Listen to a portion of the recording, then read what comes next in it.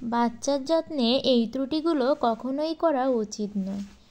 নমস্কার বন্ধুরা, আজ একটা অন্যরকম ভিডিও নিয়ে চলে আসলাম। সবাই ভিডিওটি না টেনে শেষ পর্যন্ত দেখবেন। আসলে আমরা না সত্যিই বুঝি না, অনেক কিছুই জানি না। আমার যখন সোনা বুড়ো হয়েছিল তখন আমি ওকে কী খাওয়াবো কী করব কিছুই বুঝতাম না, তবে পরে কিন্তু সব শিখে গেছি। আমি যখন 6 মাস পর থেকে ওকে ডক্টর দেখাতে যেতাম তখন না ডক্টর আমাকে ফর্মুলা মিল্ক খাওয়াতে সাজেস্ট করতো, বলতো 6 মাস পর থেকে নাকি বুকের দুধ কার্যকরী নয়। আমি না শুরুতেই বিশ্বাস করতাম না, কারণ ছোটোবেলা থেকেই শুনে আসছি যে মায়ের বুকের দুধের কোনো বিকল্প নেই। সেক্ষেত্রে আমি বিশ্বাসই করতে পারতাম না যে আসলে ডক্টর সঠিক বলছে নাকি বেঠিক বলছে। এমনকি আমি ভেবে নিতাম ডক্টর বোধহয় ব্যবসা করছে। কিন্তু আসলে পরে জানতে পারলাম যে সত্যি 6 মাস পর থেকে না বাচ্চার একটা বাড়তি খাবারের প্রয়োজন আছে, যে খাবারটা মায়ের দুধ থেকে কখনোই দেওয়া সম্ভব নয়। একটা মর্মান্তিক কাহিনী শুনুন। একটা বাচ্চা মায়ের বুকের দুধ এত পরিমাণে ছিল যে সে কোনো বাড়তি খাবারই খেতে চাইতো না বলে বাড়ি থেকে কিন্তু তাকে বেশি একটা খাওয়াতোও না।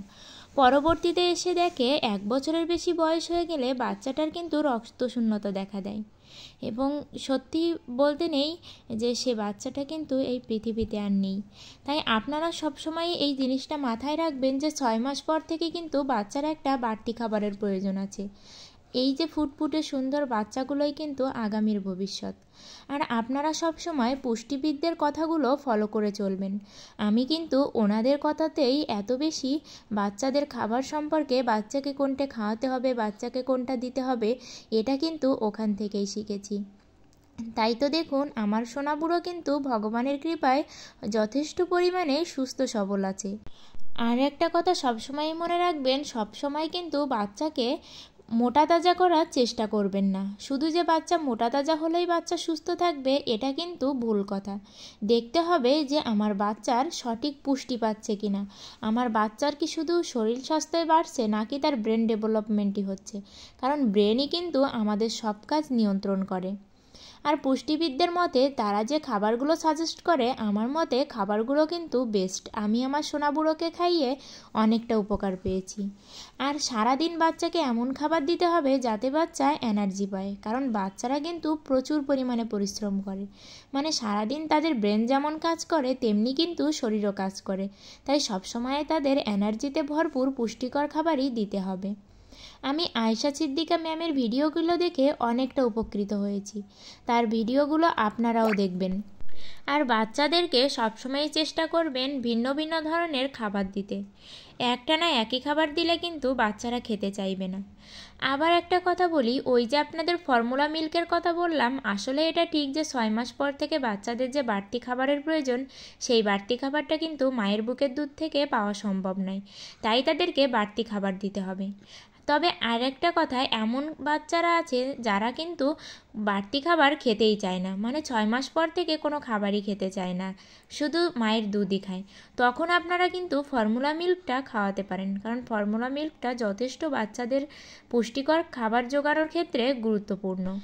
আমার সোনা বুড়ো কিন্তু 6 মাস পর থেকেই সব রকম খাবারই ও খায়, আর আমি কিন্তু ওকে সব রকম খাবারই দেওয়ার চেষ্টা করেছি। তাই ডক্টর বলাতেও কিন্তু আমি ওকে ফর্মুলা মিল্কটা খাওয়াইনি। আমি ফর্মুলা মিল্কটা না খাইয়ে চেষ্টা করেছি যে বাড়তি খাবার দিয়ে কিভাবে ওর পুষ্টির যোগানটা হয়। আর সোনা বুড়ো মাছ ভাত মানে যেটাই দেবো না কেন ও সবটাই খেতে পছন্দ করে। আর একটানা আমি কোনো খাবার ওকে দেই না, সবসময় বাচ্চাদের খাবার চেঞ্জ করে করে দিবেন, দেখবেন বাচ্চাদের মুখের রুচিও থাকবে, বাচ্চারা খেতেও চাইবে। আর যতটা সম্ভব পারবেন বাচ্চাদেরকে চিপস থেকে একটু দূরে রাখবেন। বাচ্চাদেরকে যখনই দেখবেন একটু চিপস বেশি খাওয়ানো পড়ছে তখনই দেখবেন ওরা ভাত খেতে চাইছে না। তাই আপনারা চেষ্টা করবেন বাচ্চাদেরকে শুধু ভাত খাওয়ালেই যে হবে এটাও কিন্তু বলছি না, ভাতের সঙ্গে সবসময় পুষ্টিকর খাবার দেওয়ার চেষ্টা করবেন। মাছ, ডিম, দুধ, পারলে একটু ওদের খাবারে ঘি মেশানোরও চেষ্টা করবেন। তবে গরুর দুধটা কিন্তু 10 মাস বয়সের নিচ থেকে না দেওয়াই ভালো। আবার এমনও আছে কিন্তু 6 মাস বয়স থেকেই গরুর দুধটা খেতে পারে। এটা হচ্ছে বাচ্চাদের হজম শক্তির উপর। যার বাচ্চার হজম শক্তি ভালো সে কিন্তু দুধটা দিলে খুব বেশি ক্ষতিকর নয়। আবার দেখবেন অনেক বাচ্চারা গরুর দুধ খেয়ে সহ্যই করতে পারে না।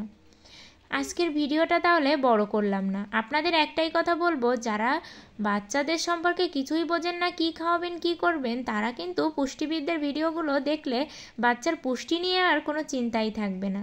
ভিডিওটা আর বেশি বড় করলাম না, ভগবানের কাছে একটাই চাওয়া যে সবাই যেন সবার বাচ্চাকে সুস্থ সবল দেখতে পারে। পৃথিবীর সকল বাচ্চারাই ভালো থাকুক, সুন্দর থাকুক। সবাই ভালো থাকবেন, সুস্থ থাকবেন। আজকের ভিডিওটা এ পর্যন্তই। আর ভিডিওটি ভালো লাগলে অবশ্যই লাইক করে যাবেন, কমেন্টে আপনাদের মতামত জানাবেন, আর আমার চ্যানেলটি সাবস্ক্রাইব করে পাশের ঘন্টাটি বাজিয়ে অল অপশানে ছেড়ে দিয়ে যাবেন। সবাই ভালো থাকবেন, সুস্থ থাকবেন।